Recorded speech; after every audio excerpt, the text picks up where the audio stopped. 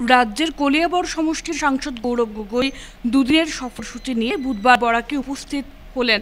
প্রথম দিনের সফরে তিনি করিমগঞ্জ জেলার বদরপুর অ্যাংলারবাজার এলাকায় আয়োজিত কর্মী সমাবেশে অংশগ্রহণ করেন। সমাবেশে বক্তব্য রাখতে গিয়ে সাংসদজন নিজের পিতা প্রয়াত তরুণ গগৈর প্রসঙ্গ তুলে ধরে ওনার পথ অবলম্বন করে দলীয় কর্মীদের এগিয়ে যাওয়ার আহ্বান জানান। রাজ্যের মুখ্যমন্ত্রী ডক্টর হিমন্ত বিশ্ব শর্মার তীব্র সমালোচনা করে সভায় ভাষণ দেন তিনি। করিমগঞ্জ লোকসভা আসন সংরক্ষণ মুক্ত হওয়ার পর থেকেই কংগ্রেস সমষ্টিতে নজর রেখেছে বলে জানিয়েছেন তিনি। কমলাক্ষ দে পুরকায়স্থ সরকারকে সমর্থন করার পর গৌরব গগৈর করিমগঞ্জ আগমন দলীয় কর্মীদের কাছে যথেষ্ট তাৎপর্যপূর্ণ হিসেবে বিবেচিত হয়েছে। কংগ্রেস দল ছেড়ে যে সকল নেতা কর্মীরা বিজেপিতে যোগদান করেছেন তা আগামীতে বিজেপিকে ধ্বংস করবে বলে এদিন মন্তব্য করেছেন সাংসদ গৌরব গগৈ।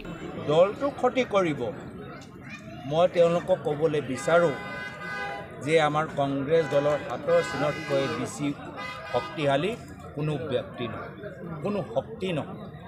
এই হাতৰ চিনৰ যে শক্তি বহুত বছৰৰ পৰা আমি মানুহৰ মাজত সৃষ্টি কৰি কৰি এনেকুৱা এটা পৰ্যায়লৈ লৈ গৈছোঁ যে এটা মহাসাগৰৰ দৰে এই যদি একটু পানী যদি বোলে মহাসাগৰক একো নহয়, আমাৰ হাতৰ চিনটো খুব দুৰ্বল, বিজেপি কৰিব নোৱাৰে।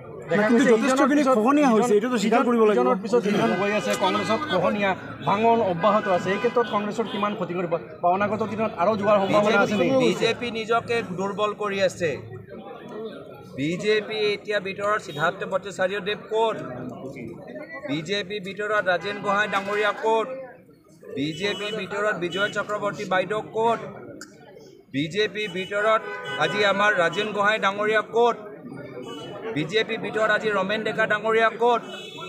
এইখিনিতো এটা বিশেষ কৌটেৰী, যি কৌটেৰী আমাৰ দিনত তেওঁলোকে বিভিন্ন চিণ্ডিকেট লোকৰ জড়িত হৈ আছিল আৰু এতিয়া বিজেপি তেওঁলোকক সুবিধা দিছে যে তেওঁলোকে বিজেপিৰ দলটোক যোগদান কৰি পুৰণা বাস্তৱ বিজেপিখিনি চফাই কৰি একে সেই চিণ্ডিকেটবোৰ অব্যাহত ৰাখিছে। আমিতো ভাল পাইছোঁ কংগ্ৰেছ দল যে আমাৰ 15 বছৰ চৰকাৰত অলপ আমাৰ এক্সেছ ফেট হৈ গৈছিলে, আমাৰ পেটটো অলপ বেছি শকত হৈ গৈছিলে। এতিয়া সেই বেমাৰীটো ডায়েবেটিছৰ বেমাৰী, এতিয়া সেই ৰোগটো বিজেপি দলত সোমাইছে। বিজেপি দলটো কামুৰি বিজেপিৰ বাস্তৱ বিজেপি কৰ্মীখিনিক নাইকিয়া কৰি তেওঁলোকক দূৰত পেলাই আজি নিজৰ দলটোক যে অৱহেলনা কৰিছে, সেইটো পিছত গৈ বিজেপি ক্ষতি হ'ব। আৰু কংগ্ৰেছ এতিয়া আমাৰ ফিটনেছ একদম ঠিক আমাৰ আইডিয়েল ৱেট লৈ আহিছোঁ। চব বিৰোধী দলত কেতিয়াও সংখ্যা আমি শাসন পক্ষৰ লগত তুলনা কৰিব নোৱাৰোঁ। যেতিয়া কংগ্ৰেছ দল বিৰোধী ভূমিকা গ্ৰহণ কৰিছে ইতিহাসত, আমাৰ লগত বেছি মানুহ নাই, শাসন পক্ষৰ লগত বেছি মানুহ থাকে, কিন্তু আমাৰ লগত যিমানখিনি থাকে সেই সৎ মানুহ থাকে, সেই পিয়ৰ মানুহ থাকে, সেই নিষ্ঠাবান মানুহবোৰ থাকে, আৰু সেইখিনিয়ে নাপ